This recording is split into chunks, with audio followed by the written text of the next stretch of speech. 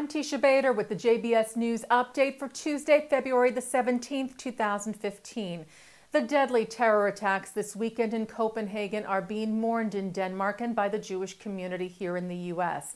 The attacks took place on Saturday, the first at a free speech event at a cafe where documentary filmmaker Finn Nørgaard was killed, and the second a few hours later outside a synagogue in Copenhagen where Jewish security guard Dan Uzan was killed. Several Danish police were also wounded in the two attacks.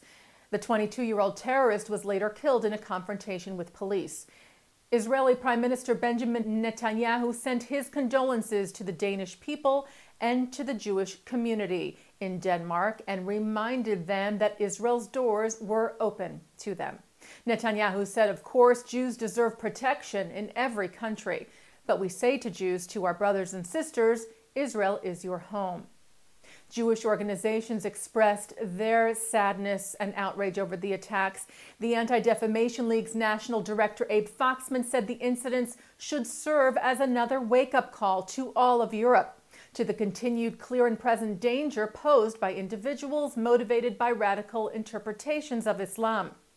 The Jewish Council for Public Affairs President Rabbi Steve Guto warned the attacks were not just against individual communities, but against the very foundations of freedom of expression, tolerance, and security that we have come to expect in Western-style democracies.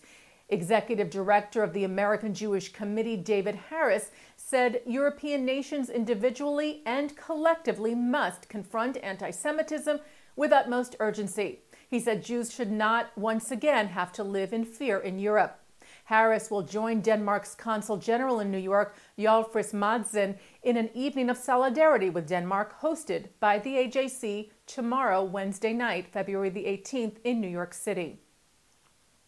Meanwhile, tens of thousands of Danes gathered at memorials around Denmark last night to mourn the victims and stand in defiance to terror. Danish Prime Minister thorning-schmidt told reporters that the Danish democracy is strong, the Danish nation is strong, and we will not accept any attempt to threaten or intimidate our liberties and our rights. French President François Hollande visited a Jewish cemetery in the eastern part of the country today that was vandalized a day after the Copenhagen attacks. Hundreds of tombs were found defaced in Sarre-Union, which is near France's border with Germany. Hollande, who was accompanied to the cemetery by Israeli ambassador to France, Yossi Gal, noted that attacks against Jews and against Muslims were growing in France. He called the vandalism unjustifiable and vowed to find those responsible and prosecute them as well as others firmly who commit anti-Semitic or racist attacks. A 4-year-old girl who was injured during a rock-throwing incident in 2013 has died. Israeli Adel Biton was critically wounded after rocks were thrown by several Palestinian teens at the vehicle she was traveling in with her family in the West Bank, causing it to swerve and slam into a truck. Her mother and two sisters were moderately wounded in the incident. Adele suffered critical injuries, including severe neurological damage. She died today at Schneider Children's Hospital in Petah Tikva as a result of pneumonia, which her mother said was a direct result of her injury.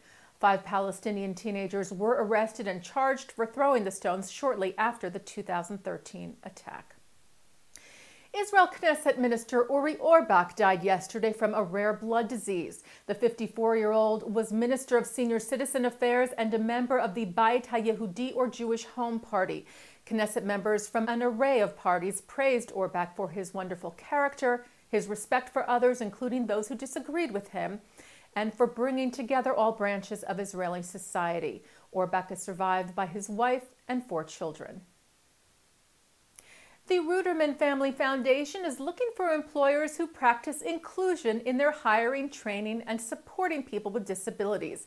Together with the Jewish Week, the foundation has launched their Best in Business Awards campaign. The foundation advocates and advances the inclusion of people with disabilities throughout the Jewish community. Its president, Jay Ruderman, said the surest path to that inclusion comes from meaningful employment. Those businesses selected will be recognized with the Best in Business Award and featured in a supplement in the Jewish Week in the June 19th edition, online and printed. And turning now to our programming for tonight, Tuesday, February the 17th, at 8, Anat Hoffman of the Israel Religious Action Center talks to Rabbi Shlomo Riskin of the Or Torah Stone about issues of pluralism and practices at the Western Wall, among other issues from the Shalom Hartman Institute in Jerusalem. And at 9, Mark Golub sits down with Rabbi Uri Regev, who is president and CEO of Chidush, which promotes freedom of observance and equality in Israel, talking about the challenges facing Jewish pluralism in the country. That's all coming up tonight on JBS and jbstv.org. And that's the JBS News Update for Tuesday, February the 17th, 2015. I'm Teisha Bader.